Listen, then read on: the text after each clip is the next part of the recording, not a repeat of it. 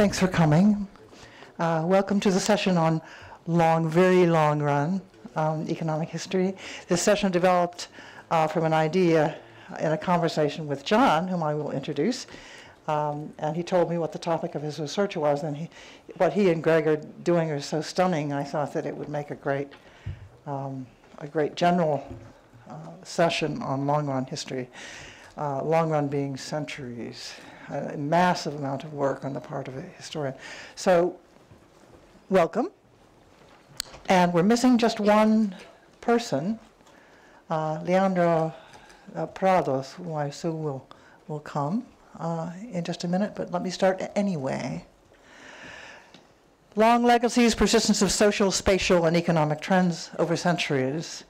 And we asked, of course, what these long-run data can tell us. Many historians would, take a much smaller shot at understanding the course of history, but these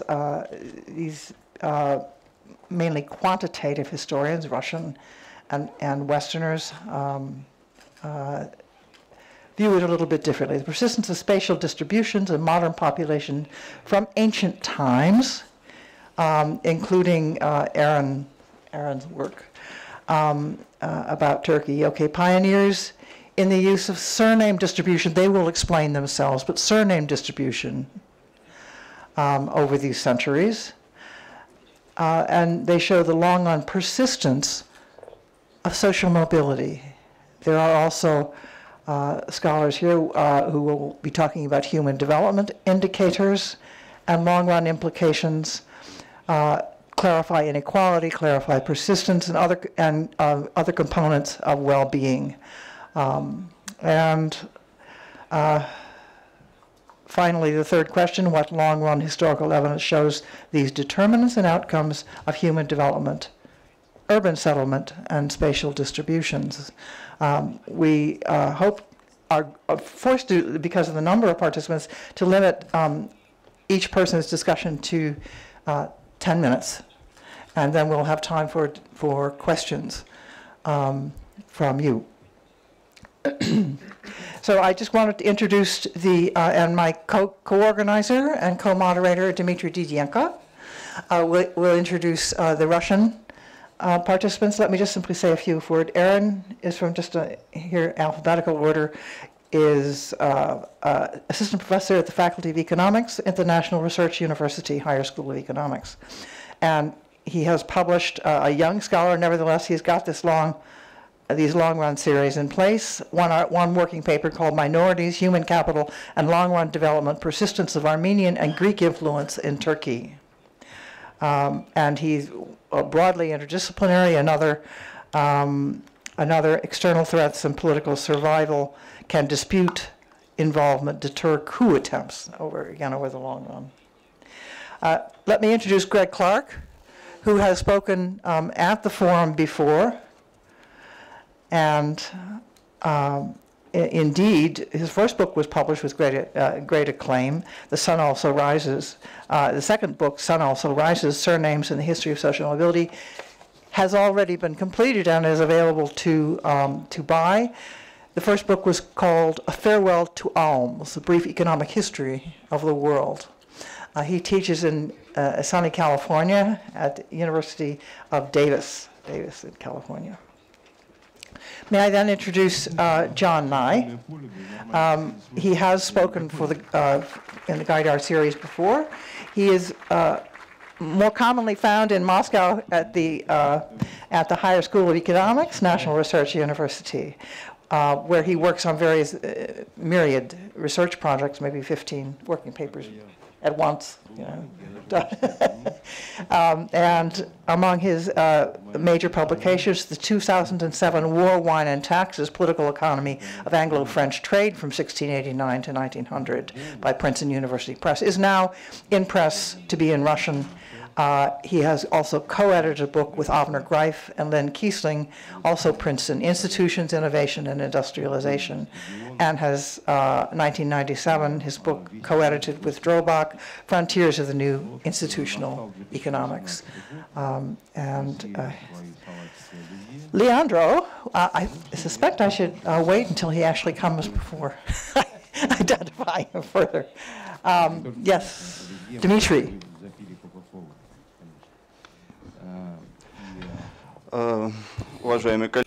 Dear colleagues, good afternoon. Thank you for coming to our section. Let me introduce Russian participants. Rustam Mahmutovich Nureyev. Currently, he is the scientific coordinator of the Department for Economic Theory of the Financial University. One of the pioneers and founders of High School of Economics. He used to work for the Russian Economic University after Plekhanov. Currently, he's the major scientific assistant of the Russian Academy of Science, one of the major scholars studying the institutional development, institutional socio-economic history of Russia, its interpretation in the terms of the institutions development, particularly for Russian and the global history, as the historical comparison analysis. Rustam Mahmutovich is not only the economic historian, first of all, he is the economist. He expresses the economic history in the language of his economic theory. Mr. Borodkin, the head of the Scientific Center of Moscow State University, he's the sub-department head of the historic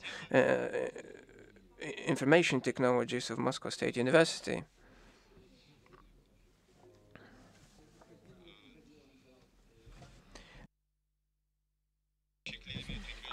The leading cliometric specialist in Russia, the constant participant of the international congresses in economic history, wide circle of scientific interests which he covers, among which we can see the agricultural history, the history of labor relations, organization of a collaborative center of the economic history, which brings together many schools, many areas in the economic history. He's going to talk about social mobility in the Christians over a long historical period, about 150 years. With Carol, they had the joint publication. Vladimir Viktorovich Popov, the Russian colleague, but now he is mostly research director for the institution, which is called Dialogue of Civilization Research Institute, with a huge Russian stake. He has many interests in the economic history, in the economy itself. One of the major assistants of Russian Information and Mathematical Institute of Science, the professor of Moscow Economics School, the research professor of Carlston University, along with Rustam Mahmutovich, one of the major specialists in the development economy. The economists prefer to call it the economy of development, but it is very joined to the economic history, where we economists and historians find a common ground, common issues to discuss.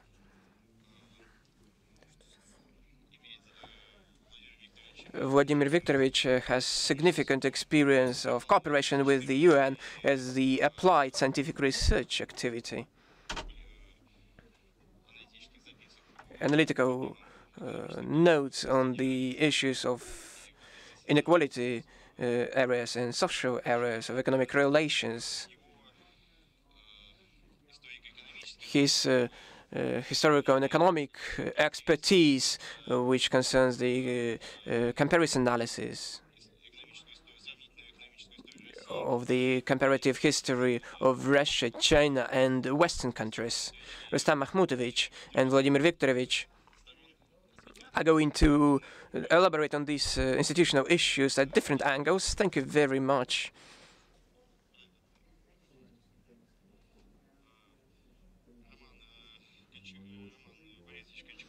Roman Borisovich Konchakov, he's very humble.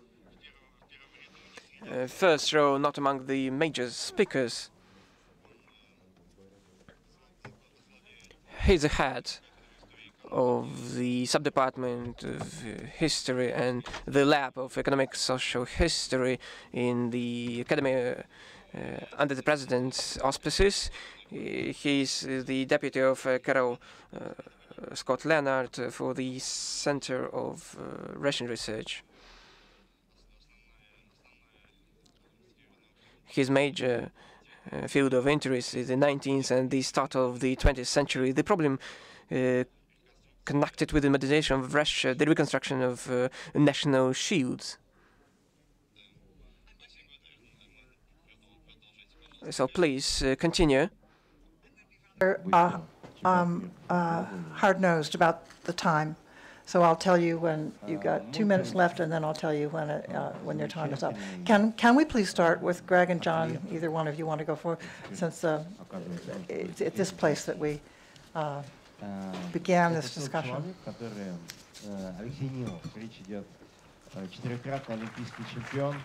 This is, again, Greg Clark, University of California.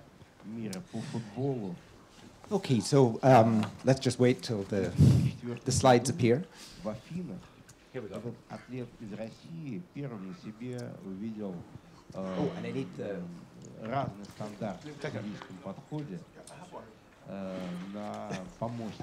Can you go to the next? Oh, sorry, we'll just start.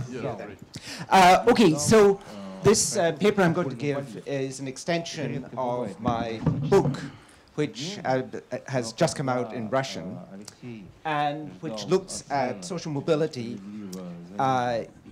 using just people's surnames as a way of measuring social mobility over time. And oh, you're setting it up.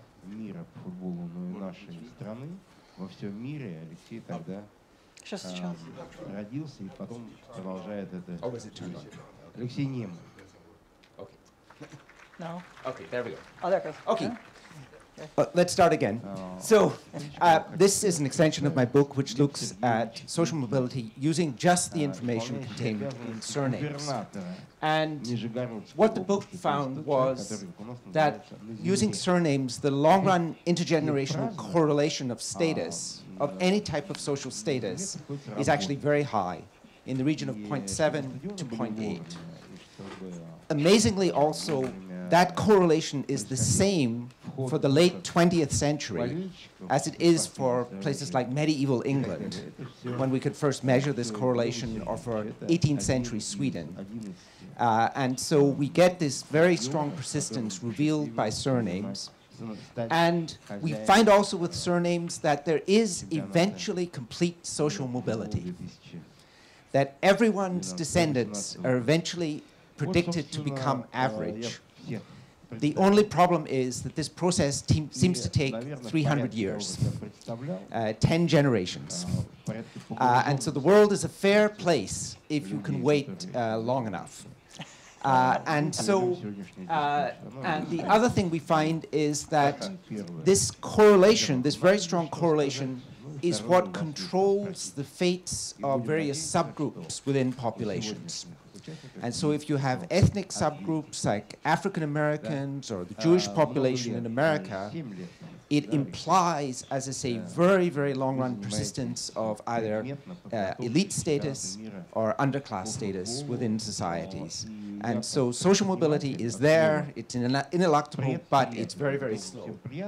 And an example of this comes from looking at occupational status in England, going from the 1790s up till the 1930s.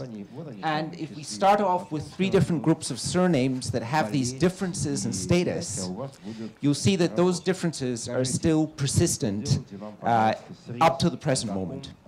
And so, as I say, that's the nature of social mobility. And what is nice about this method is that all you need to implement it is, for any society, a measure of the overall distribution of surnames and a measure of that distribution amongst either an elite or an underclass. And so it's a very parsimonious method in terms of going far into the past in societies, as long as surnames are being passed unchanged from fathers to sons, typically. And as I say, we can do this. So for Hungary, we can do this from 1840 to 2016. And the measure we have for elites is, we know doctors and dentists in the society from 1746 onwards, high school graduates from 1840 onwards, and then army officers in the 19th century. And then we can get the distribution in the population, later through population registers, earlier through samples of marriages, births, and deaths in the society. It turns out it's much harder to do something like this in Russia. Russia is much more of a challenge, as John will explain. And then the only problem we have to deal with in Hungary is the very significant boundary changes over time, which can remove groups of the population, and sometimes these are elite groups or underclass groups, and also, for example, the loss of the Jewish population in the Holocaust, where the Jewish population was an elite in the society. There was the deportations of the Germans after World War II, where again the Germans were an elite within the society. And the Hungarian uprising of 1956 led to significant numbers of people fleeing to the West, and again, there are indications that that was an elite group within the society. And what that should actually do in terms of the Hungarian population is it should lead to faster social mobility, because it's creating more places at the top of the society over time because of these losses that are coming. And then when we estimate this, we can start from 1946 to 2017. And there you have a relatively stable population structure. And we have the records of all medical graduates in Hungary. And the only problem is that after ascension to the EU, Hungarian universities now graduate significant numbers of non-Hungarian medical graduates. And so what we actually then do is, to find a reference, we look at just the top 20 Hungarian surnames. They constitute about 20% of the population. And what we can do is look at their relative representation amongst these medical graduates. That is, if it's 1, then you're fully represented amongst this elite. If it's less than 1, then you're an underclass. And the one surprising thing for Hungary is that the average common Hungarian name is systematically underrepresented amongst the elites in Hungarian society. And then we can just calculate what the average status of those surnames is that would produce that level of underrepresentation. And then what you see over time is that throughout the communist era here in Hungary, there's that same very slow social mobility, which is characteristic of all these other studies. And then at the end, what's happening is it looks like this group is dropping, but that's because of the foreign medical graduates.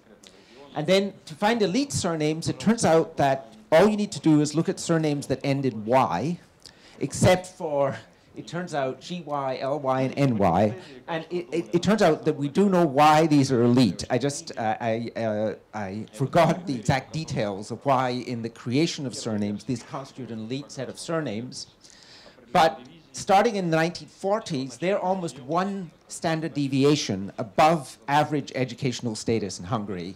They're something like 8 times more present amongst doctors than are the common 20 surnames in Hungary in this period. And what you see there is just a very steady erosion of their status, but again with an unchanging social mobility rate that falls exactly in this range, 0.7 to 0.8, and which is completely unaffected by the the collapse of communism, the social democratic era, the kind of right-wing government that came to power, none of it seems to make any difference. And so what, as I say, this is just a standard finding with these surname studies, that social institutions have very, very little impact on social mobility, except as it relates to intermarriage between different groups in society. That's the only thing that seems to actually significantly affect rates of social mobility. And so last of all then is we can get low status surnames. And these are people, surnames very underrepresented in high school graduation in the interwar period. And what's amazing about these names is they show no social mobility in Hungary. Why is that happening? A large number of people with these names are Romani population. And what's actually happening in the Romani population is that the lowest status groups are having the highest fertility. And so my expectation is that there is actually social mobility going on, but it's being overwhelmed by the demographics. And so these names are becoming more heavily Romani over time. They show unusual rates of population growth, these names. Now, relative to the top 20 names as a benchmark, what's interesting is that under communism, they're actually falling. So that there's actually a movement away from the mean for these names. But in the recent period, 2 minutes, they've actually shown some revival. So interestingly, in the free market Hungary, you actually see more sign that these names are actually being incorporated into the social sphere. So the last thing I'm going to look at is going back all the way to 1840. Again, we take the Y surnames. This is measured by high school graduation rates for these groups. And what you see again is completely unchanged rates of social mobility, no impact all the way up to the 1940s of the various political revolutions, social changes, everything else that's happening in Hungary in this period. And so, as I say, Hungary is a very kind of nice example of this surprising persistence of social status and also of the ability to reveal that with actually, I mean, you just have a simple spreadsheet just with these numbers of what types of names are in the elite, what are in the underclass. And so as I say, Hungary turns out to be a nice case of this kind of interesting phenomena of very slow social mobility. Thank you very much. Thank you very much. That was quite astonishing. John, can you go ahead?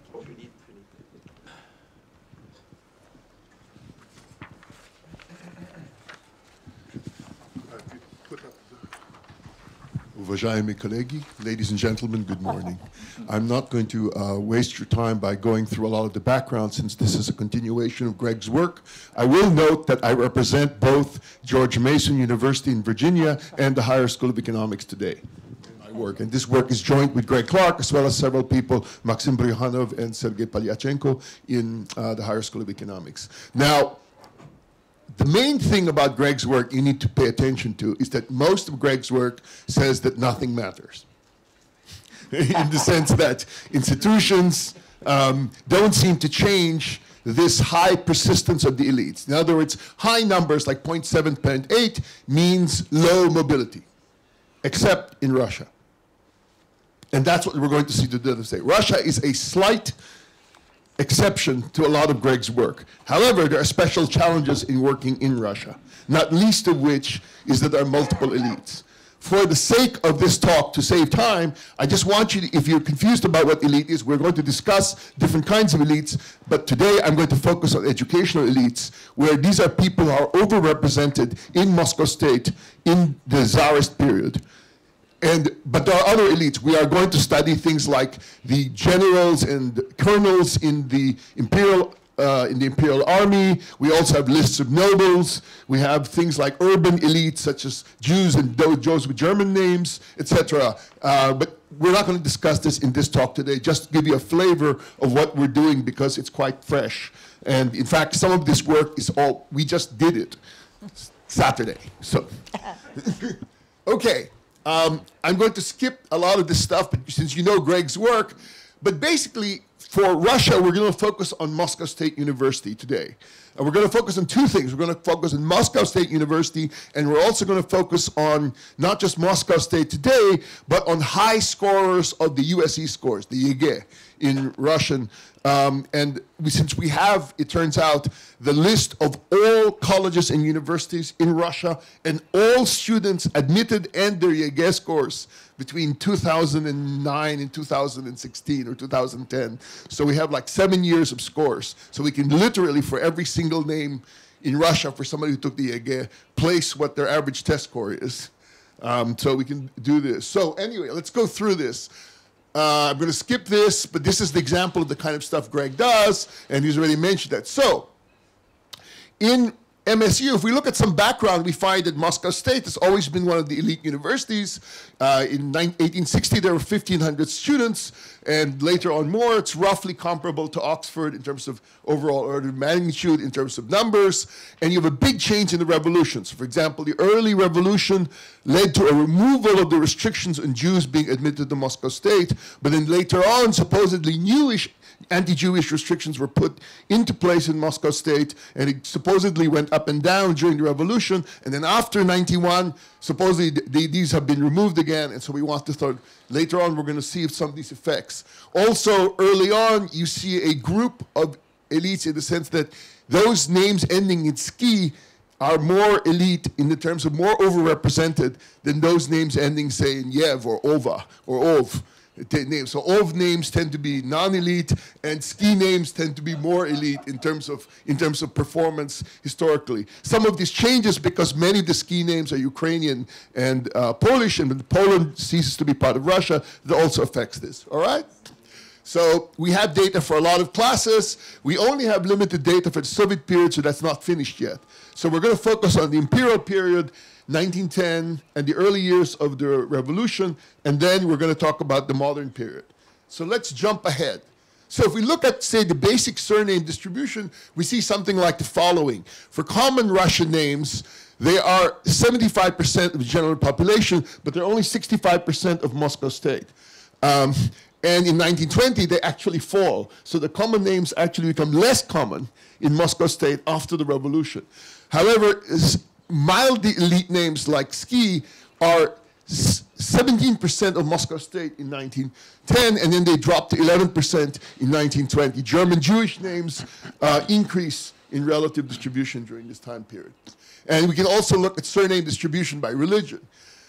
So the main result we're going to get is based upon high status individuals. We're looking at individuals who are very heavily represented in Moscow State in the imperial period, in particular 1885, and then we're going to use the problem for Russia is we do not have a good measure of the general name distribution of all of Russia in the 19th century. So what we're using for this instead is the prisoner of war list from World War II. And so we have a huge number of prisoners of war, and they are fairly evenly distributed, and it seems to match what we get for the bottom of Kontakte. We also have data from the Russian Facebook, which will give us some distribution by names as well. We have about 2 or 3 million names from Kontakte. And what we do is that we use the older prisoners of war who are over 30 as an indication of those who are sort of educated. So 30s, 40, 50-year-olds who are educated sort of in the older period of the Russian Revolution. And we look at that for our measures. At any rate, if we look at that list, what do we sort of see? In general, we see name mobility. So elite names, the mean status goes from being 1.5 deviations above the mean to, by 2014, they are pretty much close to average. So you actually sort of see fairly high mobility. One way of putting it is the numbers we're getting are in the order of 0.63. So most of Greg's work is showing 0.72 to 0.8 in all other countries. In Russia, we're getting 0.6. And also, so if we look at names, this is status measured by Moscow State attendance. What you're seeing is with 0.62, we're sort of seeing a drop that is a much speedier drop in terms of the elite names. That is, elite names, again, I repeat, are just names who are overrepresented in Moscow State, say in the period from 1885 to 1910. And those names drop very quickly in Moscow State over the next 100 years. All right, much quicker than you're seeing in Oxford. So we have an implied intergenerational mobility of 0.65 per generation. However, if you look at it, the revolutionary period has very low mobility. It's 0.85. So it's at the upper end of what Greg finds for the rest of the world. But in the Soviet period to the present, you see very high intergenerational mobility of 0.63. The other thing we're going to look at, just to finish, is what about upward mobility? We can look at low status surnames. That is, we can look at names of people who are very common in the prisoners list, but for which no one was enrolled in Moscow State in the early years. So that's what we think of as low probability, right? So we're talking about large numbers of people that have those names, but no one with those names are in Moscow State. And what we find, so we're looking at that, and we look at the upward mobility, and we find they become basically completely average. So if we look, again, going from the 1870s, they are underrepresented in Moscow State in the 19th century. By today, they're exactly average. And so we get an upward mobility for those people, which is moderately fast. So in the Tsarist period, we have a correlation of 0.65, which actually lowers, in other words, it moves even faster from 1913. So if Greg said it takes 300 years on average for minority groups in other countries, in Russia it seems to have taken 150 years to achieve the same result. Okay, and so if we look at low status surnames, this is how they go up. So what's a general finding? We find no strong overrepresentation yet for many groups. Like nobles apparently are not heavily represented in early Moscow State. So that's why we're going to look at some other groups like general lists, since it seems to say military seems to be more important for the nobility in Russia than to be highly educated.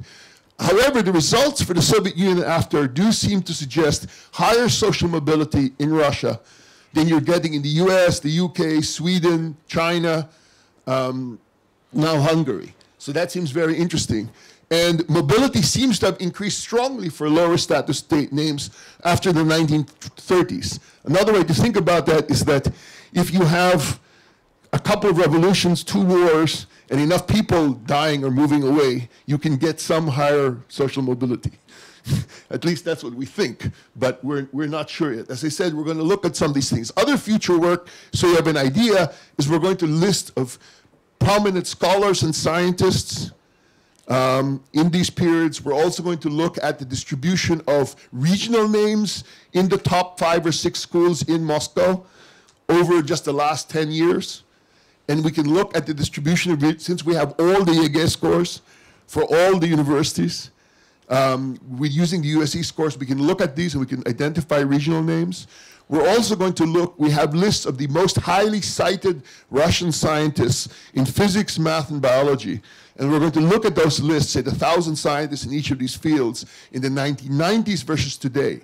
And we're going to try to sort of see how the distribution is affected and also affected by, say, out-migration from Russia. At any rate, this is still very preliminary stuff, but I want to thank you for your attention.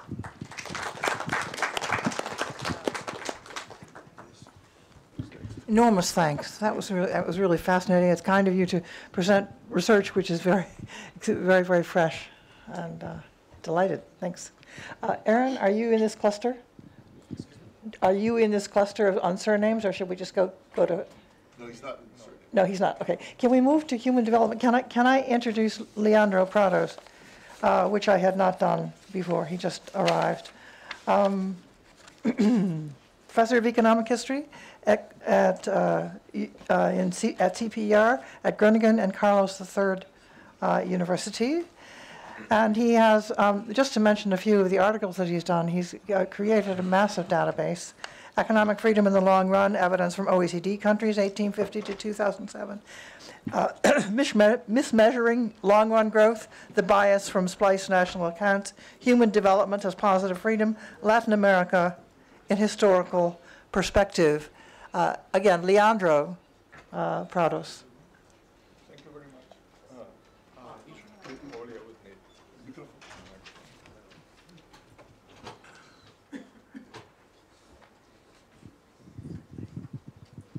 Thank you very much.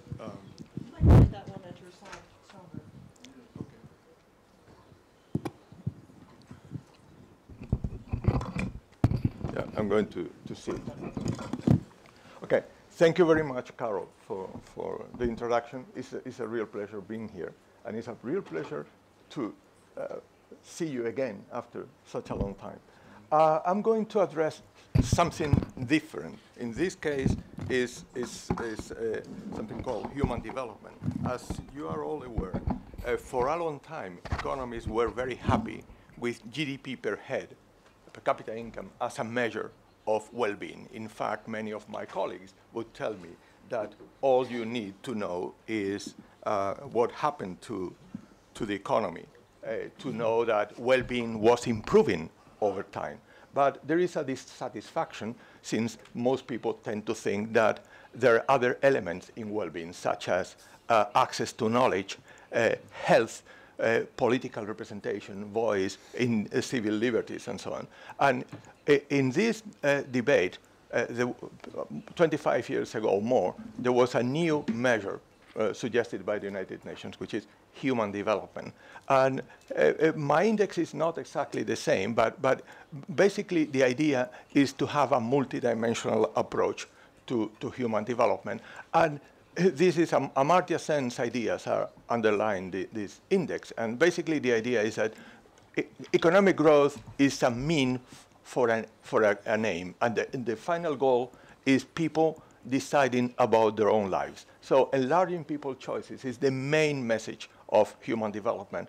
In practical terms, achievements in longevity, access to knowledge, and a decent standard of living are difficult to capture, and they're captured in a crude way. But the idea is that they provide individuals with the freedom to choose. So in some sense, you could say that human development is a measure of positive freedom.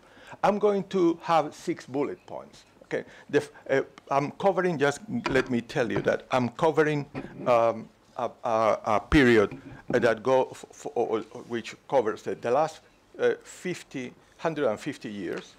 And that means, and why I'm doing that? Firstly, because you need some perspective to establish connections between GDP, for instance, and well-being. And secondly, because it's in the 1870s and 1880s when major improvements started both in education and in health. Why? Because on the one hand, there is a discovery of the germ theory of disease that allow to change the whole approach to health, because people for the first time knew how diseases were spread. So it was through germs and not through miasmas. And this was extremely important because that allowed prevention and then fighting illness. So, and the same happens with education. There is mass education since the late 19th century. So what are the bullet points? I'm going to show you, I'm going to ask 3 main questions. Is what has happened to human development over time, and how does it compare to, say, GDP per head? Secondly, what has happened to the distribution of human development over time? And thirdly, what are the main drivers? Okay, so the first one, this is a picture. As you can see, human development in the world has improved over the last 150 years. But you could say that and it multiplied by 6. But you could say that most of the action took place between 1913 and 1970. So this is a main period. Secondly, it's important to notice that unlike the conventional view that once you know what happens with GDP per head, you know everything, you can see here in the next slide that the growth rate of human development and the growth rate of GDP per head are quite at odds. It's very interesting to notice that during the first part of the 20th century, the period of 2 world wars, a Great Depression, a period of deglobalization, there was globalization of education and health practices. Why? Because this is the period in which the germ theory of disease spreads. And this leads to technical changes such as initially vaccines from the 1880s, then sulfa drugs from the 1930s, and then antibiotics. And this is the spread of educational policies by government. So this is an interesting development puzzle. Thirdly, you can see here the evolution of inequality. In blue, you have the evolution of per capita income inequality. You can see that the world is population weighted. So it's a proxy only for global inequality, for individuals' inequality in the world. But you can see that the world as a whole has suffered an increase in inequality up to the 1870s, 1880s, and then a decline. If you look at human development, you have an increase in inequality up to the 1920s, and then a decline up to practically 1990, when there is a stagnation, and I'll tell you why.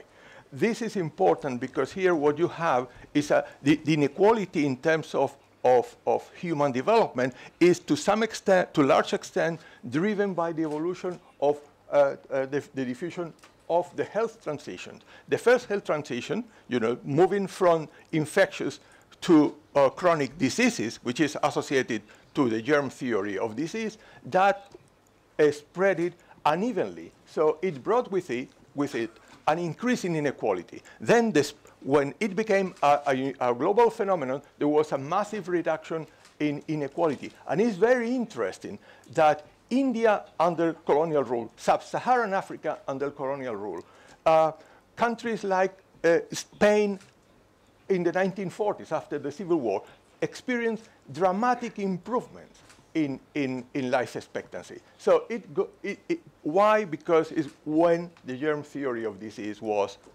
put in practice. But it was not just a phenomenon of new medicine. It was sometimes medicines were prohibitive in terms of price for people. So it was health practices, very simple health practices, such as washing your hands before eating or not sleeping with animals. So that's something very simple. Then you have a rebound, again, in inequality in terms of life expectancy at the end of the 20th century. And this is because we live in a second health transition that is so far concentrated in affluent countries. And this is related to cardiovascular and respiratory diseases, okay?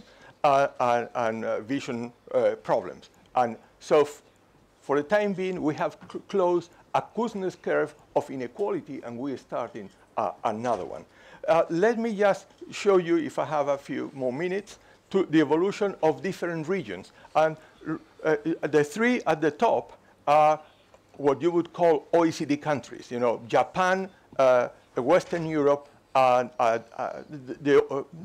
countries from European background, not in Europe, such as the US or Canada. Look at the red line, thick red line, that's Russia. Is quite representative of what happened. There is an improvement across the board between the 1920s and the 1970s in human development. But then the developing regions fell behind. And in the case of Russia, it's very interesting. It's not the demise of socialism. What brought with it a decline in human development is something that in life expectancy terms started in the mid-60s, in education start also in 1970s. So it's an earlier process. You can see, for instance, the huge decline of Russia in relative terms in this figure compared to OECD countries, and how Russia has been converging to China and to Latin America over the last part of the period. So let me just show you how the rest of the world compared to the West or to OECD countries has behaved. The good news are that there's, unlike with per capita income, in which the rest have been falling behind up to the 1980s or more, in the case of human development, what you have is a dramatic improvement in catching up in relative terms up to the 1970s. And then you can see it has flattened. And only in the early 21st century, the rest has started catching up again. For instance, Russia has performed very well in terms of catching up during the last decade. Okay. This is more severe than you. Okay, so let me just tell you about drivers of human development very briefly. Here in this graph, you have how to split the growth rate in the world. In blue, you have improvement in life expectancy. In red, in education. And in the rest of elements is in green. That would include per capita income. So what you would notice is that before 1950, what is most important is life expectancy, but not after. Why? Because once the first epidemiological or health transition has taken place, the catching up stops. So let me just finish by showing you the drivers of catching up in the rest. You can see that the rest was catching up to the West very fast in the first part of the 19th century. Even in the in the golden age, 1950, early 1970s. And then that stopped. And this is the reason is, as I said, that the rest have been left behind in the improvements, further improvement in education, but especially in terms of health. Thank you.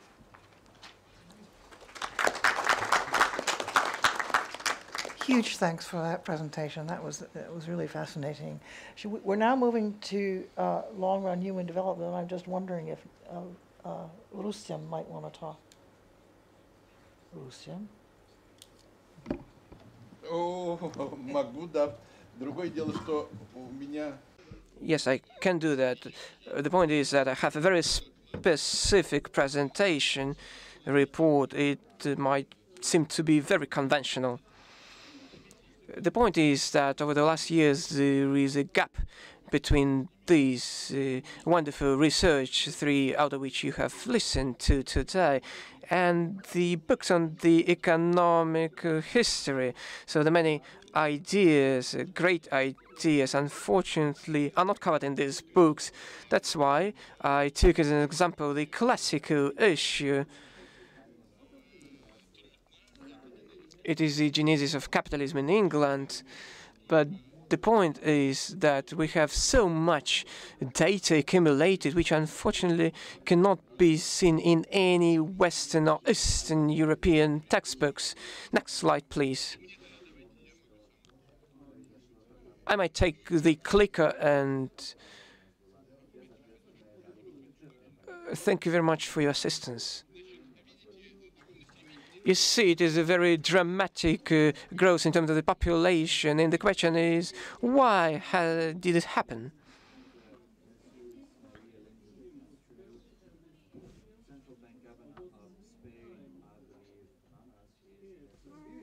Right? Turn it on.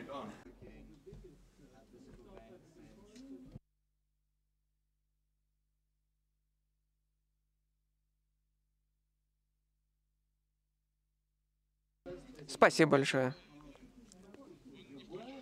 It wasn't switched on. If you take a look, we see that the population number and the level of urbanization was on a dramatic rise, particularly in England, which started to catch up with the Netherlands. And there is a very interesting indicator.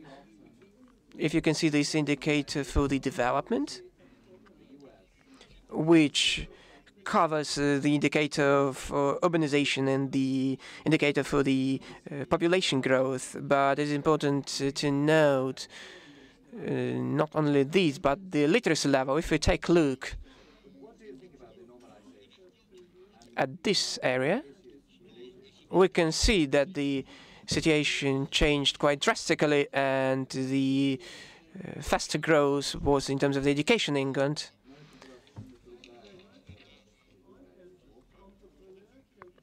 These are the measures for the population development in 6 countries, European countries, 100% for Great Britain. If we take a look further on, we can see that the highest level was achieved in the Netherlands, but starting from 15th to the 18th century, it didn't change much. But in Great Britain, this level increased ninefold.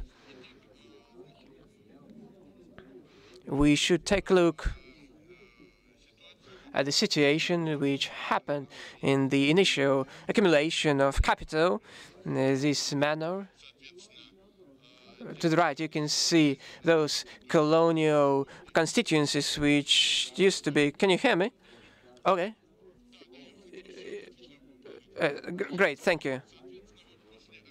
So accordingly, after this fencing, which happened after 1538, the elimination of monastery lands, they were created particular prerequisites for a very drastic increase in rye and barley harvest.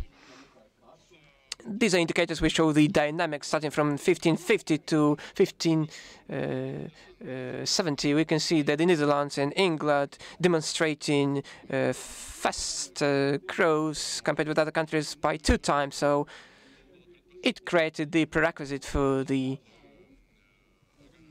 full fencing inside Great Britain.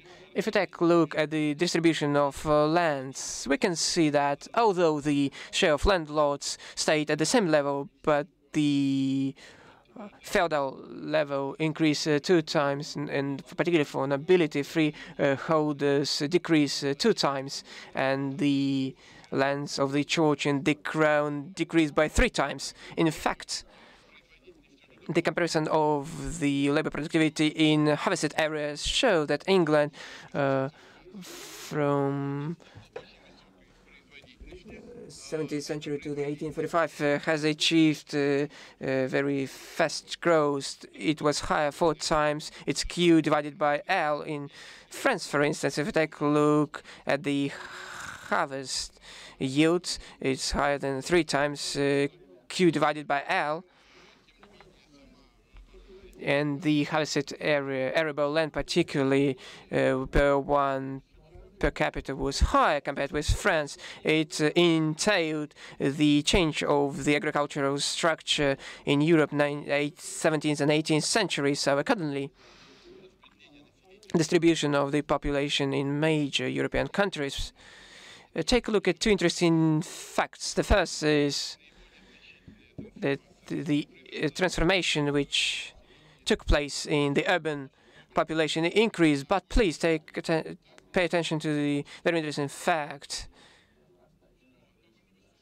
that the percentage of the population, very high percentage of population who were not engaged in agriculture, about 32% in England, but were they engaged in, the point is that the city law prevented from the development of manufacturing.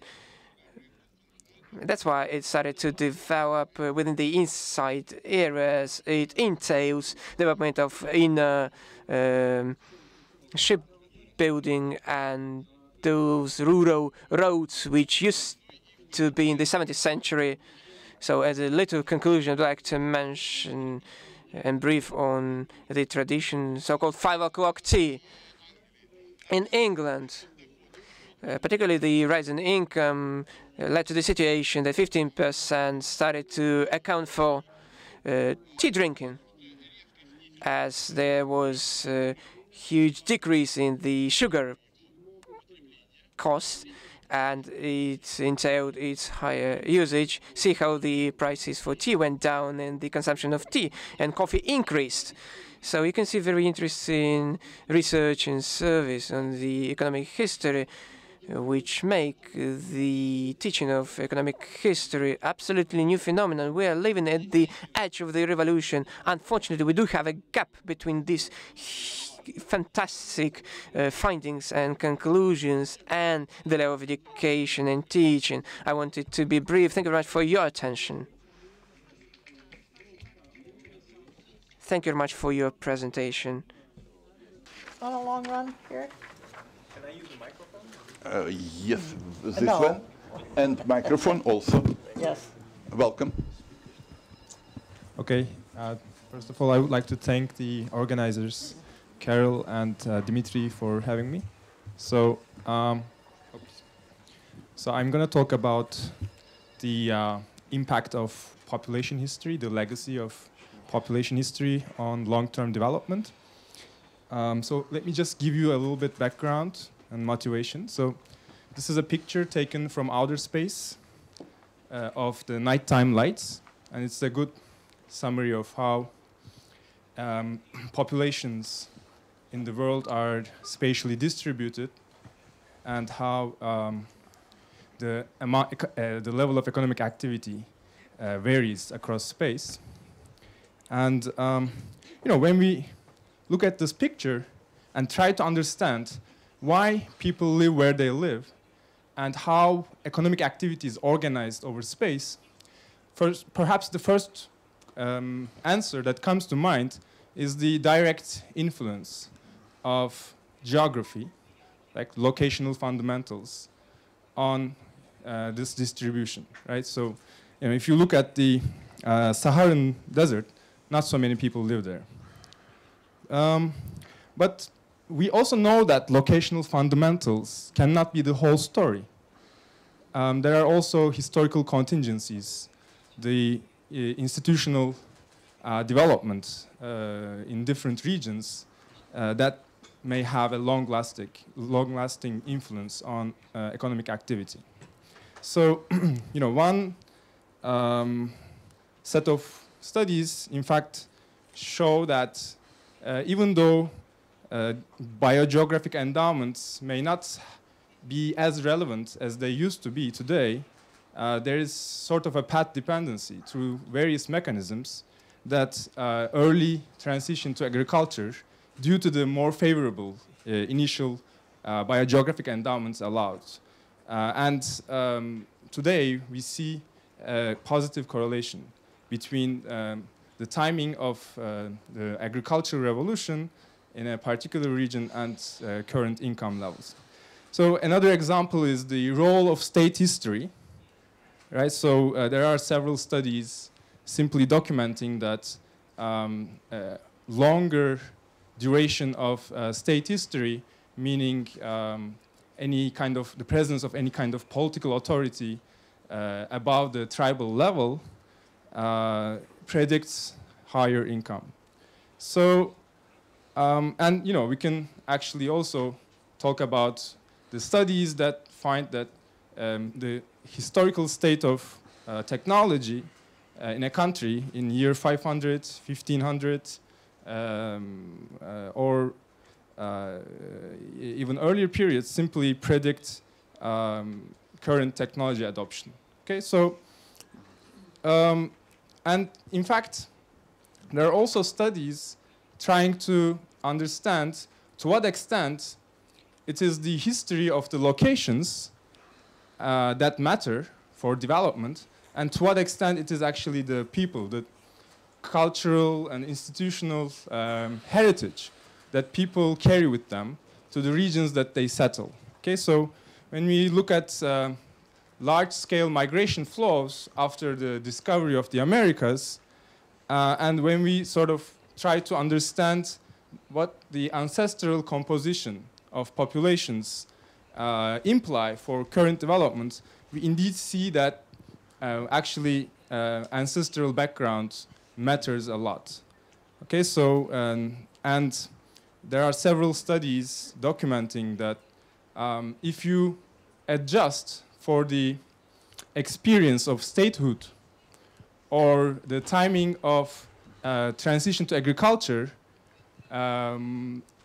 by the ancestors of current residents in a region, then in fact the predictive power of state history, the predictive power of early transition to agriculture for current development improves a lot. So the bottom line is that something good for growth is carried with populations, institutions, culture, or human capital. And what I'm looking at in my research is a particular history of populations that are long gone, whether they create a persistent legacy on development. Okay, so what I do use as a case study is actually two major events or quasi-natural experiments of history, and try to understand to what extent actually the legacy of highly skilled populations matter, even in the absence of their embodied human capital. Okay, so I look at Greeks and Armenians, and they used to be the majority population in Anatolian land, before the Islamic conquests and the migrations of the Turkic nomadic tribes from Central Asia started. So, and once the migrations took place, gradually Greeks and Armenians were diminished into sizable Christian minority communities in the Ottoman Empire. And on average, we know that Greeks and Armenians possessed higher levels of human capital. They were disproportionately represented in modern economic sectors of the time, in trade, commerce, and finance. We also know that Muslim groups and these minority groups coexisted and interacted with each other for almost 8 centuries in the history of long history of Anatolia. So my question is, can past minority geography predict contemporary distribution of population and economic activity in modern Turkey? So this is just a picture showing the distribution of Armenians, the upper graph, and the distribution of Greeks as of the late 19th century Ottoman census. And in the background, you actually see the intensity of nighttime lights. The lighter the color, the higher is the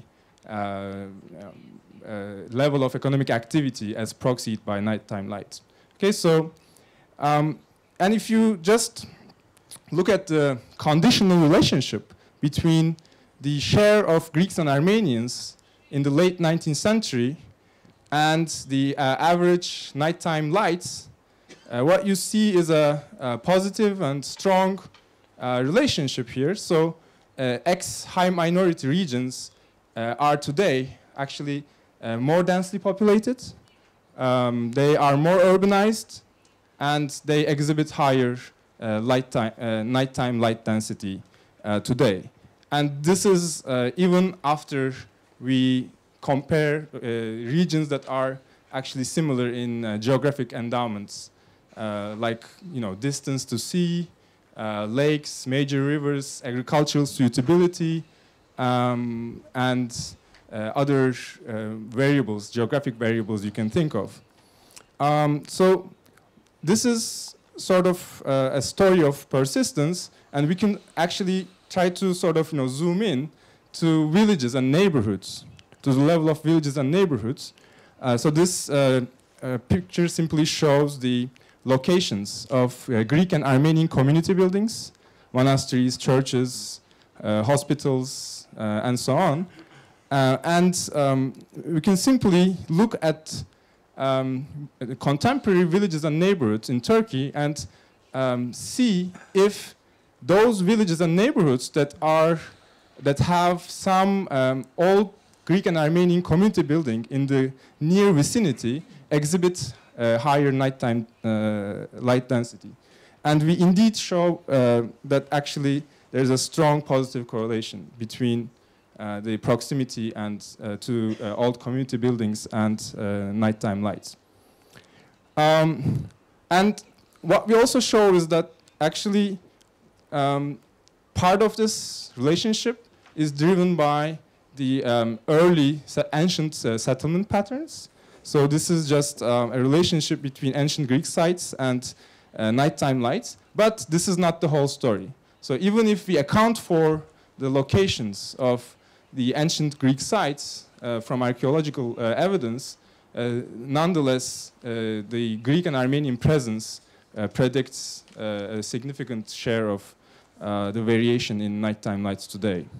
So I'm just going to conclude with some lessons. So while ancestral heritage of current populations matter for development, we should also not ignore the possibility of persistent legacy effect. So especially when we look at regions which experienced large-scale population replacements, in fact, we might be attributing certain factors like the influence of contemporary diversity or contemporary variables on development, whereas actually what we are capturing is partly the historical legacy of populations that are long gone.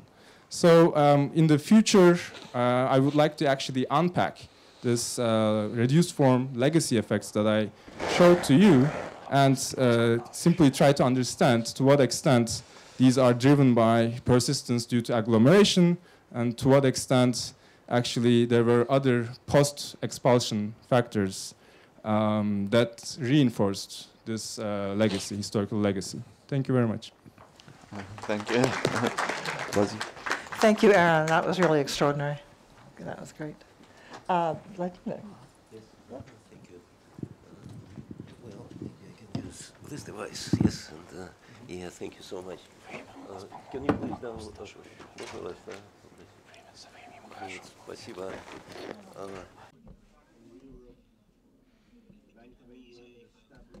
Speak with this microphone.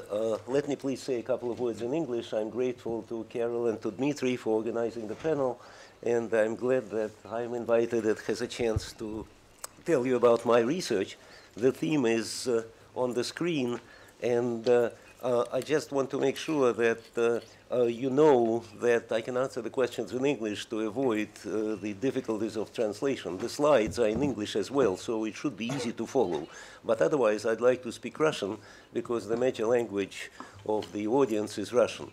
После этих предварительных замечаний позвольте мне перейти на русский. Тема. After these preliminary remarks, let me switch to Russian. So the topic of my speech is here, and it is mixed fortunes, and that is the most important question of economic history and all economics. Why some countries are rich while others are poor, or why did the West get rich first, and some countries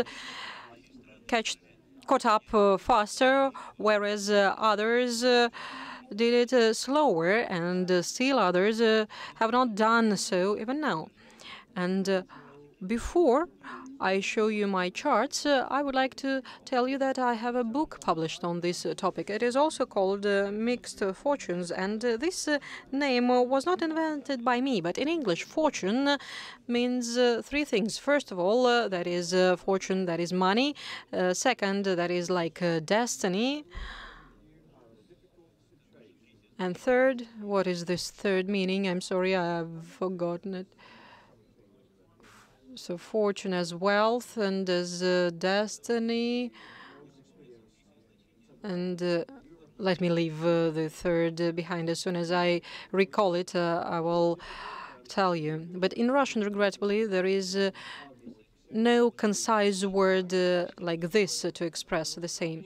But as for the questions in pictures, we can show them like this. Here we can see GDP per capita starting from 1500, and a very well-known fact, in 1500 all countries were more or less 20-30% at one level in terms of income per capita, and then the West started getting ahead from the very top line, and that is the Western Europe and the US, and then it was followed by Japan, whereas other countries were left of $500 per capita by Madison, but then started developing and did so really drastically.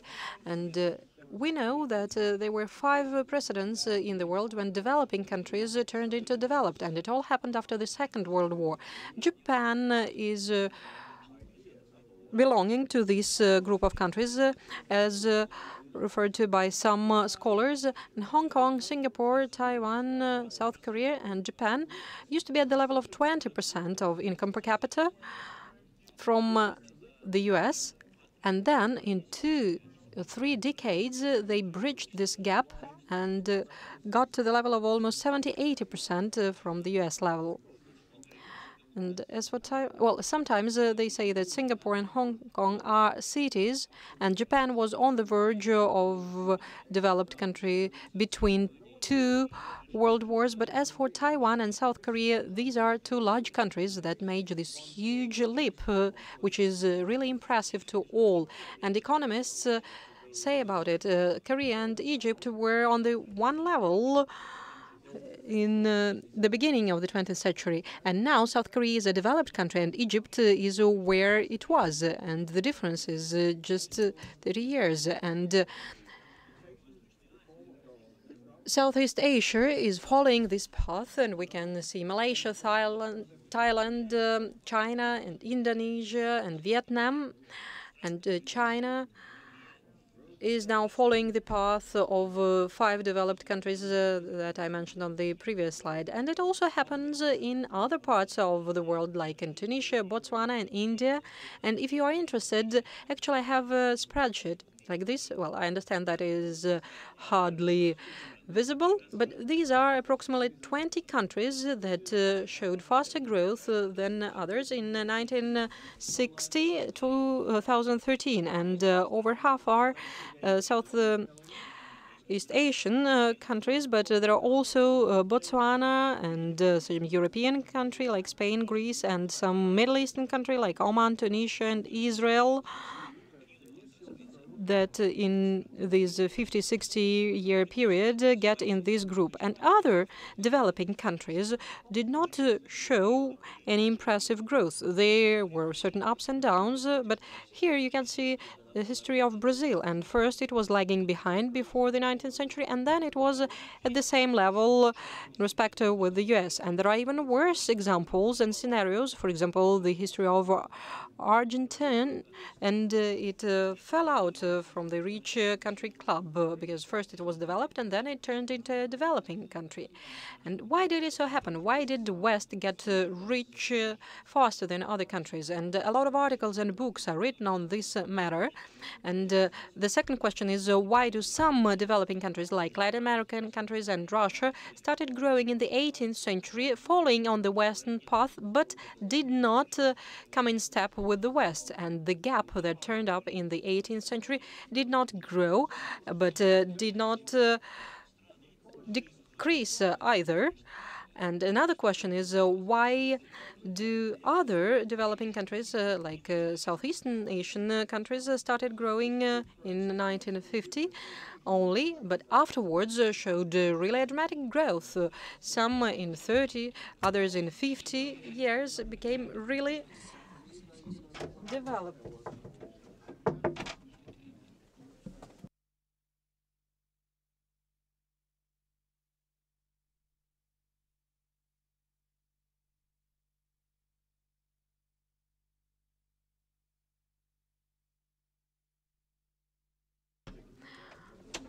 And now let me give you an overview of different references in 90 minutes. And these references are really huge. There is Western and Eastern school. And the Western school says that the West acquired something in the 16th century onwards that enabled it to grow. And talking about Marxist theory, that is abolishing slavery and peasantry and agrarian reforms and the transition from federalism to capitalism. And if we're talking about other theories, they speak about Magna Carta and free universities and free exchange of opinions, European Enlightenment, and other factors that were present in northwestern Europe, in the UK and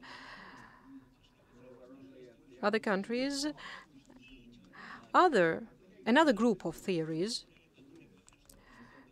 incorporates ideas that that was a really combination of circumstances by chance. And Pomerantz, for example, says that China and Europe, if we compare them, in the 18th century, they are practically on the same level on all the indicators, on the consumption level and others. But what happened in northwestern Europe and China are just some accidental events. One of them is that after Zheng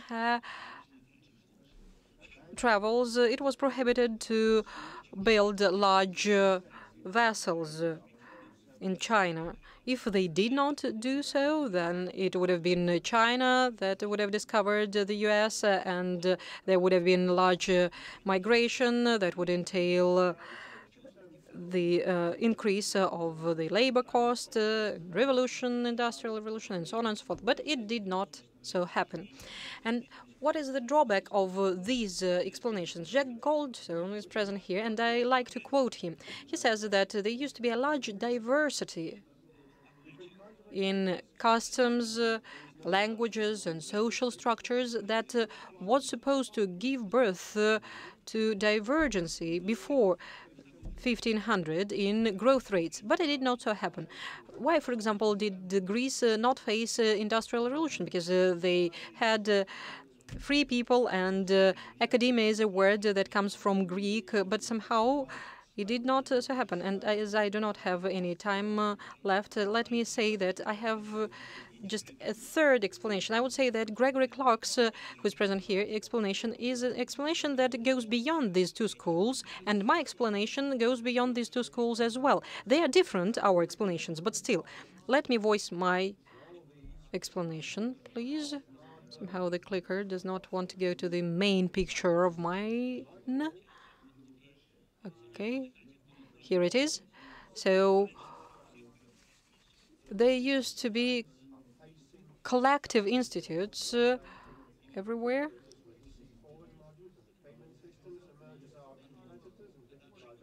Afterwards, when it was eliminated, when there was fencing in England, inequality grows, and the level of saving and accumulation goes up, and it gives acceleration of economic growth. And the West got richer, not because they were smarter or entrepreneurial, but because they were really stringent and rigid and tough, because when intolerance growth, there is economic growth as well.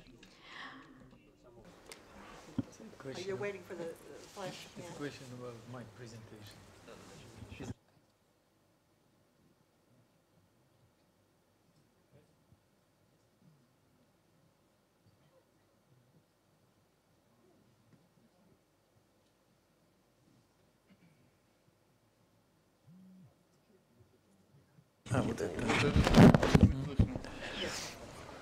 Let me express my gratitude, first of all, to the organizers of the session, and I'd like to follow my colleague and to go to Russian, because it's difficult to use 10 minutes in English for me. Russian is more preferable in this sense. Я хотел бы повернуть обратно в Россию. I'd like to get back to Russia. And within a number of centuries, Russia used to be the peasants' country.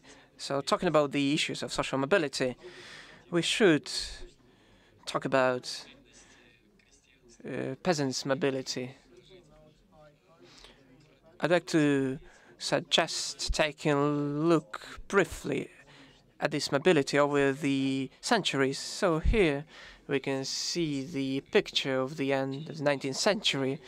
This is just a wealthy peasant's family, 3 generations represented. So the question is how the mobility happened within the peasantry, taking into account different social groups based on the land amount, livestock, provision, so on and so forth. This topic has been covered by many specialists in agriculture, both in the USSR and in Russia. Here I would like to apply the mathematical apparatus of the Markov chain, which allow to forecast further events course based on the previous ones. And along with that, I would like to use the counterfact models based on these apparatus. Very briefly about what is known about social mobility before the peasantry mobility in the 19th century. Here we have many works of such historians as Kovalchikov, Mironov, and others. Here we can see the data developed based on the 40 years information, where some Rivian theories happened, the predecessor of census. Based on them, we can see how the status of peasants' lands change, and he sees the probability over these 40 years to stay within this status out of 3 groups: the poor, middle, and rich, wealthy peasants. We can see that the mobility happened, and it was quite vivid. On this slide, we see the reconstruction and social structure of peasantry for 2 periods based on these 2 groups, on the proportions, the poor, middle, rich in household peasantries. We see that this structure is deteriorating. It is not surprising, as due to the huge increase in the population number at the end of the 90s. By the 20th century, it had about 160 million in the end. At the end of the 19th century, it used to be only 70 million. It is not only the mobility itself, but the impact of the huge increase in the agricultural population. Here we see the structure of Mironov, which covers other periods, but shows the same trend towards the increase in number of poor and the middle due to the decrease in the wealthy part of the population. Here we can see, with the help of Markov's chain, the transition periods, transition frequency of this more social mobility based on the 25 and 30 retro forecast. We can see the shares of peasants and households staying within their status. I'd like to draw attention to the issue of the controversial matters over the mobility. One of them is the Stolypin reform. We know that as of today, concerning this Stolypin reform, there are absolutely different opinions within the society and the scholars. Here the question is, did the Stolypin reform worsen or improve the social mobility? Did we happen to have more poor peasants? Here we have the counterfact model of the following type. We have the data of 1906, when the reform started, the reform of Stolypin. The data on the structure of the social groups of these 3 groups. On the other hand, we have the data for 1912, when the reform gained momentum, and it was affected quite the dynamic space. So we can compare, and we can raise the question in the following way: if the reform hadn't happened, which by 1912 the social structure of peasants would have been as a result of the mobility? So let the mobility be the same, and the model didn't know, as the Stolypin reform happened in 1906, which structure would the model provide for by 1912 compared with that which happened in real life. We can see that if we take a look at the poor strata, based on the model, it would have given about 66%, but in reality we had 59%. If we take a look at the rich part, based on the model, the number would have been 6%.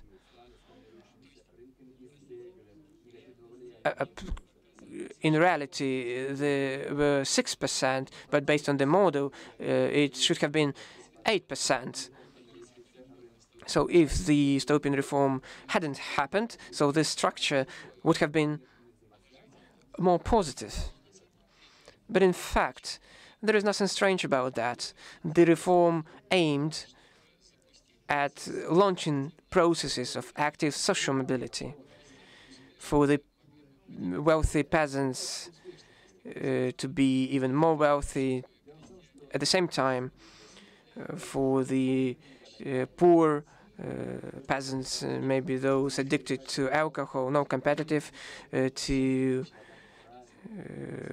go bankrupt and to move to the city. One of the idea was to launch this process. The community actually was against it. So in fact, we see that this process was launched, and the share of the poor peasants started to grow.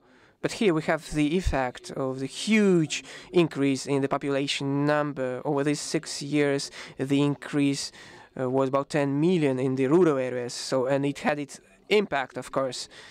Several minutes how the counterfacting modality can touch upon another process, the social mobility of the economic policy period. We know that at the end of the 20s, there had been very heated debate among the authorities of the state which way to move. The Bulgarian group insisted on the new economic policy implementation. The other group insisted on shifting to mobilization mode. One of the argument was that in the rural areas we see the polarization, the social war, differentiation within the society, and the measures were necessary to put halt to this process. But nobody studied actually the issue. Was it really polarization in place? And what process might happen after the 1929, after the great breakthrough, if we could believe that the Bulgarian alternative would have won. So here we see the dynamic scheme for the households in peasantry. Those were not only the shifts from one status to another, those were the movements and liquidation of the households in peasantry, the getting back from the city to the rural area. But the main process was actually which touched upon 90% of those changes, the change of the social status, the shift to a wealthier or a poor status within the new economic policy. Those were the research by the Central Statistical 20s, which year by year studied how 600,000 happened, how the mobility, social mobility happened, the 600,000 where the bread was produced and the number was higher than actually was consumed, and the other was the consuming region where the bread was not enough in terms of its own production. And then the data was provided for 8 groups, how the status of peasant household changed within the year of this huge selection. The statistics turned these 8 groups into 4 poor group, 2 middle groups, and 1 rich group. Here on the slide we can see the model, which doesn't know that in 1929 a huge breakthrough happened, the collectivization happened, and the structure of shifts stayed the same. I don't have time to elaborate on that, but the model shows that no polarization actually happened.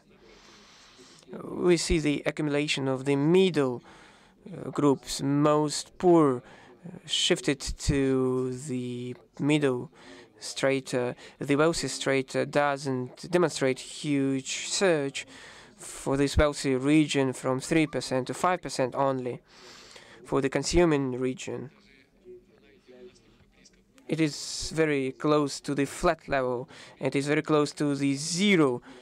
And we can see how the drastic change is in terms of the decrease in the poor households. In this case, we manage, thanks to the alternative counterfact models, demonstrate in 2 cases the effect of the Stolypin and Stalin reforms, how it could have changed in terms of the social structure if the social mobility had stayed the same prior to this breakthrough moment. Thank you very much for your attention. That was really, really wonderful. Thank you very much. Roman. He, yeah. Вот здесь, вот здесь, вот здесь, вот здесь.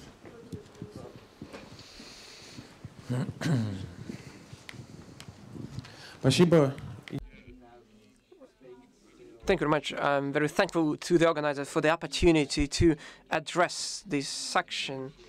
I'd like to continue the issue touched upon by Leonid Osich and get back to the Russian scenarios and to elaborate on the data in our project. I'd like to claim that we are at preliminary stage right now. We don't have any significant results and findings, but it seems to me that the work being launched by us is of utmost importance. We've seen very interesting presentations based on big data, which are typical of the statistical economic statistic of European countries. We do know that over the last decades there have been restructured and calculated a huge number of data for many European states. Particularly this great contribution of Professor Surov, who is present here today. We do understand that we have accumulated a huge layer of data for Eastern Europe, particularly for Russia, are not in huge abundance. They are quite differentiated. They cannot represent a long growth of data, and the main thing that we do not see regional differentiation in these data. At the same time, I'd like to talk about some projects effected in Russia in this area and to say how our project is different from previous ones. I would like to talk about, I have mentioned already that my presentation is not connected with the assessment of the Russian development in the 19th century, but our work is aimed at the reconstruction of national scenario within this period. We know the current assessment of the economic dynamics in the Russian Empire in the 19th century based on the Gregory Markevich survey, Harrison survey. I'd like to draw attention to the fact that these studies and research only cover the first quarter of the 19th century. I'm sorry, the last quarter of the 19th century. Mostly it is connected with the fact, with the access to the data. We do know that the data on the Russian Empire is among the international projects which can be accessed to website, the database of the finance of European states, international project on collection of prices and payrolls. We can state that in Russian economic historical science there is understanding of the fact that the theory of the economic development in Russia is not possible without the systematic data, big data. And here I would like to mention two projects, current project, Rostat project on the historical statistics effected by Mark Harrison and Andrei Markevich. Next slide, please. It is a project of the economic dynamics of the Russian Empire developed in the center of the economic history Moscow Research Center. And Mr. Borodkin, who is present today here for us, this project was not only an inspiring point. It seems to me that the Russian economic history is very significant, as this project represents, as of today, the fullest accumulation of the data describing the century trends in the social and economic development of Russia. These projects, its significance and the data provided gives us the opportunity to shift to the collection and description of regional data. The first stage of our project provides for the indicators for economic development of Russia in the 19th and 20th century as a source we are going to work with, and we have been working with. We have the collection of data on 10 constituencies and regions of the Russian Empire, and the governance source was determined to be the source of our study with the periodicity happened in the 18th century, and under the law the were necessary starting from 1804 to 1917. The governors provided these reports to the umpire and the emperor, and the now in the register of the National Statistical Service. The governors were quite deliberate at providing the reports, and we managed to see that some information can be singled out. This material were criticized for negligence, for formal approaches in terms of the data collection, but the comparative analysis of the governance report in the 1970s allowed to make the conclusion that these data has different representativeness. Some of them have quite full representativeness. Moreover, the most important part of the report on the agricultural statistics and industrial statistics allow for verification thanks to mutual verification of these data from different reports among each other, and the access to the material of statistics, different departments for interior services. I would like to conclude here, and would like to mention that the governance report allow to get the data on the population, on the agricultural output, on the industrial output, and characterize the service sector. Some characteristics of the human development, such as education and healthcare in different constituencies of the Russian Empire. Of course, these data are in lack in order to effect our full-scale task to be fulfilled. That's why we collect the information on the prices based on the material of regional mass media,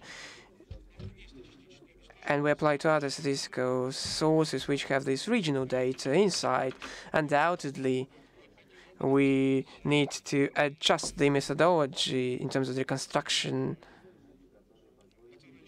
national accounts used in cooperation with the European data. But now the main task of this stage of our project is the development of the archive of some region data development for the Russian Empire. Please, can we elaborate on some slides here? The constituencies of the Russian Empire, which were included in the pioneering project. And here we can see some constituencies or gubernias that represent different regions. And here we found several hundreds of cases of these governors' reports, and work with the archives of St. Petersburg. So here are just some examples and samples and archives of images. And our findings will be represented in these kind of data sets. Here you can see fragments of data on harvest statistics. And I would like to thank you for your attention, and I hope that at the next forum we would be able to give you a presentation that would have the findings of our research. Thank you very much. And it's a massive project going through for all the European gubernia of Russia, going through these thick texts of the gubernatorial отчеты to get data from them. Thank you very much. I'd like to open the floor for comments and questions. If you have, maybe turning to the speakers first, if you have a few comments about each other's or questions. Both? Yes. Ooh. Sheila, I saw first. Sheila, we need the.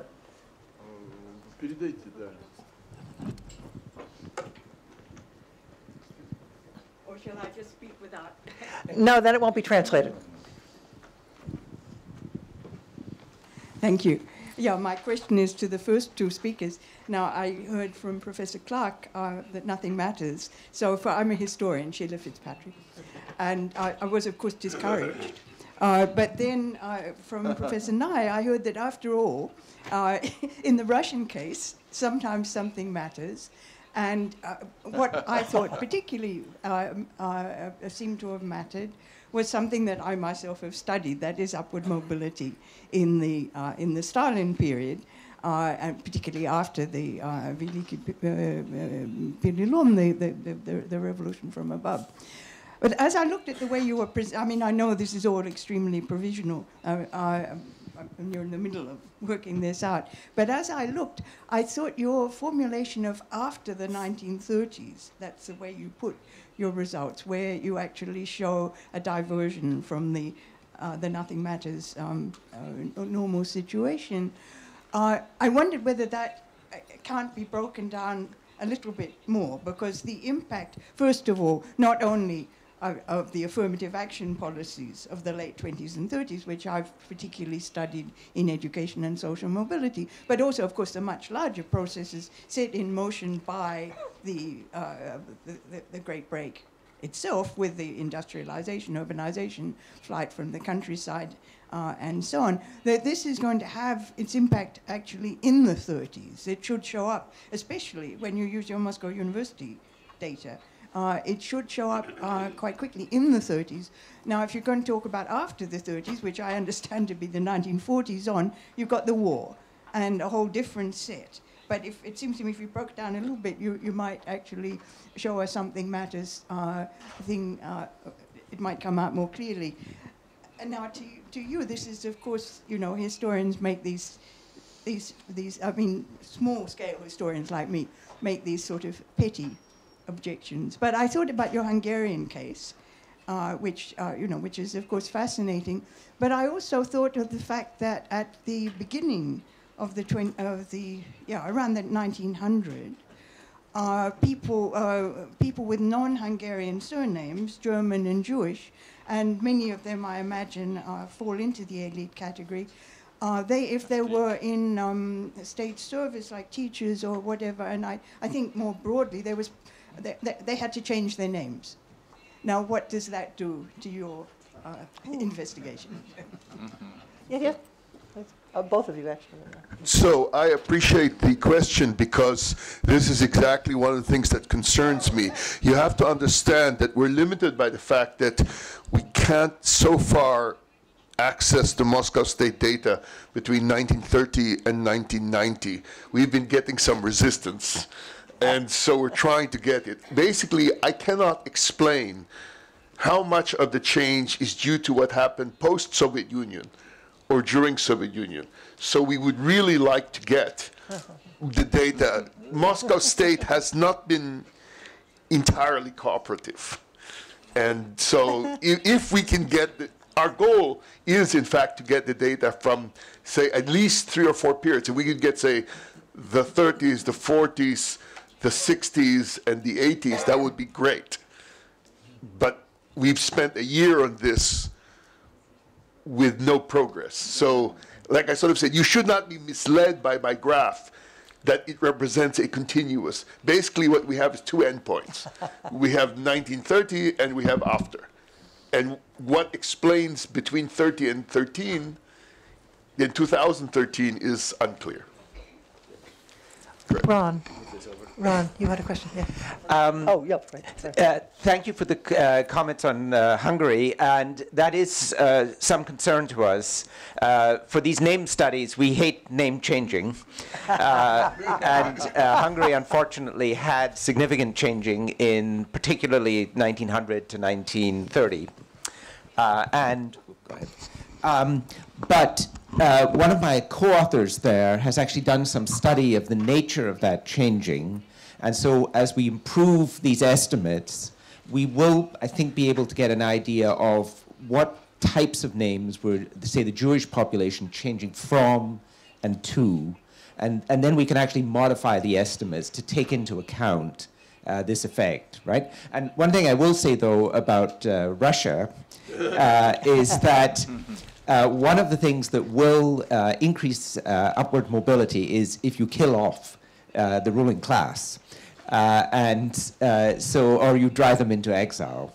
And so it would be interesting, for example, in Russia, to what extent some of this mobility in the Soviet period is actually associated with differential movement of people. And so one other society that does show up as having higher rates of social mobility in these surname studies is Taiwan. And that's actually created by the large-scale movement of the upper class from Taiwan to the United States. And they had moved in from China, but they moved out again very quickly, and it then shows up as an apparently more mobile society, but that's because your upper class is actually now located in the United States. But that's a very good point. And as I say, we hopefully will be able to do more refinements on that. Can I comment that you've just spoken with Sheila Fitzpatrick? Do you know each other? One of the world's authorities on social mobility, and so he's Ron. Thank you. Is this working?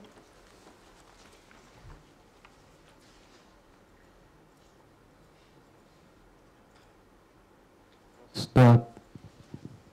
Thank you. My question is for Irene Arbartla.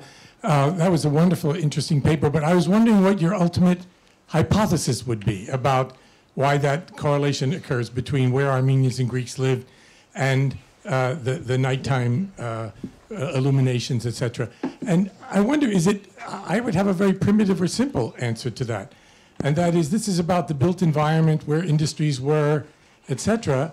And there was this enormous transfer of property. I mean, in some ways, we've been talking about, what Marx called the primitive accumulation of capital. In the Ottoman Empire and the Turkish Republic, you had the most primitive accumulation of capital. You killed everybody, not you, of course, personally, but or drove them out, or exchanged populations, put mujahidirs and so forth there.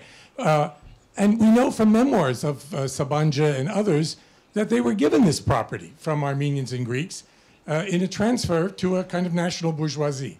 Would that be enough of an explanation, or do you have something more complex to add to that? Okay, thank you very much for the question. I really didn't have time to talk about the channels, indeed. And so one story is essentially about the redistribution of Greek and Armenian assets. And that could have worked through maybe two channels. One is that maybe the redistribution led to greater asset concentration than before among the Muslim elite, which led to the creation of a Muslim bourgeoisie. And actually the Sabancı example, the first industrialists, that emerged in particular provinces in Turkey can be explained partly with this. The other story could be that actually during the coexistence, there was some knowledge spillover, given that Greeks and Armenians were the most ancient communities, right, in Anatolia, meaning they had more time to accumulate location-specific human capital. And, the nomadic populations which arrived way later did not have that location-specific human capital.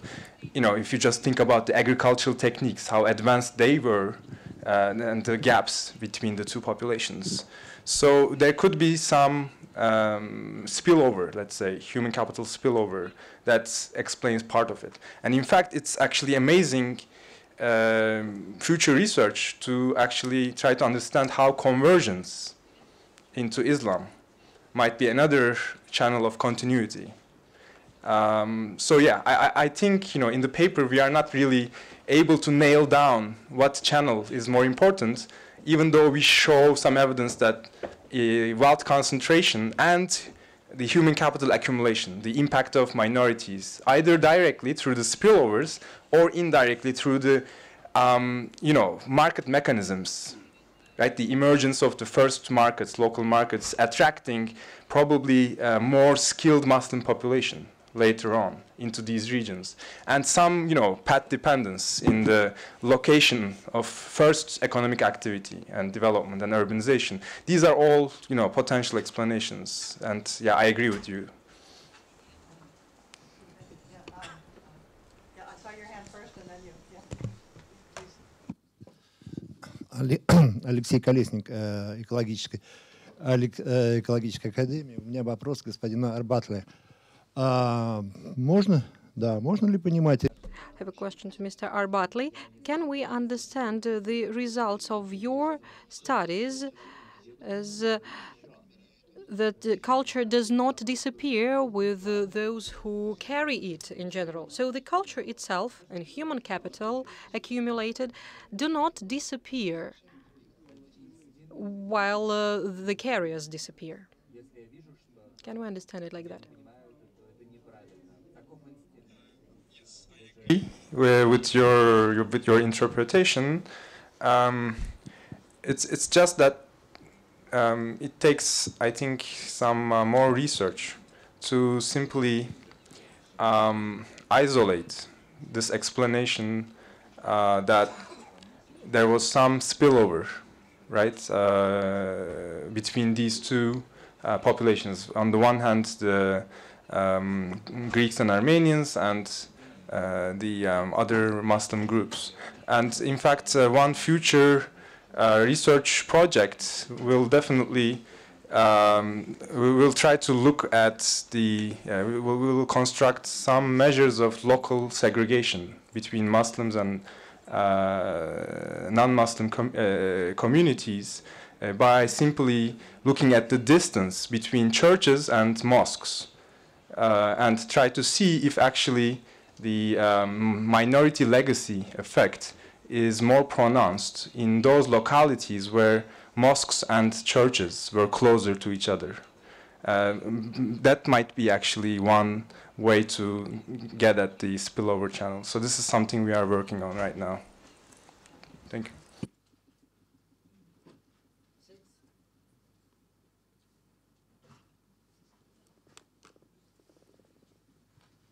Thanks. Does it work? Yes. Ian Mackay, University of Montreal. I have a question to put to Dr. Popov. Very interesting presentation. Maybe the third meaning of fortunes is in the sense of luck, and then opposed to misfortunes. What I would like to put to you is where, in relation to your thinking, you would put Acemoglu and Robinson's book, Why Nations Fail. Because a lot of the descriptive differences you signaled are also analyzed, at least descriptively, in that book. And two, where, against your thinking, would fit this very recent thesis by Gaidar McCloskey as saying that the bourgeois values, a change in the values, very soft factor, in the northwest of Europe, made the essential change, allowed things to open up, and then, of course, it was easy to imitate. Thank you. Can you, excuse me, can you say the last thing again, please? In the northwestern Europe happened what? Well, this is Gaidar McCloskey's book. She's written this trilogy, the last one of which came out last year, called Bourgeois Values. Yeah. And her essential thesis, forgive me if I'm oversimplifying for the experts, but her view was in the northern Netherlands, as they rebelled against the Spanish king, the elite was relatively absent. The geographical conditions made for a relatively egalitarian society. Trade with the rest of Europe made for more innovation and an egalitarian society. And the values that drove those developments were what made economic takeoff possible. That was carried over, in her view, to England with William of Orange. The English were very first reluctant to pick up those values, but then having a king that brought those commercial values sort of triggered a reaction that people wanted to follow on. And they were extremely successful. And they surpassed the model that took off. After that, of course, lots of others could imitate these values. Okay. Well, thank you so much for the question. I would say that, Acemoglu and Robinson, Why Nations Fail, this explanation fits perfectly into the traditional explanations, right? The more openness you have, the more, the cleaner institutions you have, yes, the more democracy and the better institutions, yes. So it's kind of a traditional explanation. What is more interesting, I would say, is the previous article, Political Origins of, Colonial Origins of Economic Development, right? Where they instrument, they use the settlers' mortality rate as the instrument for the institutions. And they argue that in those countries where the settlers' mortality rate was high, the colonizers were not interested in setting good institutions. And in the other countries, they kind of set good institutions. I would subscribe to the criticism of Danny Roderick, who said that, you know, this article, the shortcoming of the article is that there are countries from Thailand and Ethiopia and Japan and Afghanistan, which were never colonies, were never colonized. And they exhibit enormous variety in the levels of economic development and in the quality of institutions. What determines institutions in those countries, right? So I think it's an interesting debate, but there are shortcomings also in terms of using settlers' mortality rate, because it's very correlated with the general mortality rate, right? With the mortality rate for the whole population. Right, and thank you for the bourgeois values. I'm not familiar with the book. Yes, sorry about it. I cannot say much about it, but I would say it's Max Weber explanation. The values, yes, it fits into this line. Yes, the values which change, commercial values. Thank you. Thanks. Thanks very much. Before you go away, let me say just on my point. Thank you. That huge thanks for a wonderfully impressive, original, and massive work that shows so much insight. And I want to give the final word, however, to Dmitry, of course. Спасибо, Carol. Спасибо всем. Thank you, Carol, and I would like to thank all the panelists and all the participants of our session. And our session is really special. For several years, Carol has maintained the established tradition, and I would like to thank her very much, because it is one of very few sessions at Gaidar Forum that explains and discusses scientific researches and scholarly researches and studies of economics and history, and we have had really fruitful discussions, and I hope that we will go on having our debates and discussions at future forums, so that our science and scholars can move on and the development of Russia can be stimulated. Thank you very much.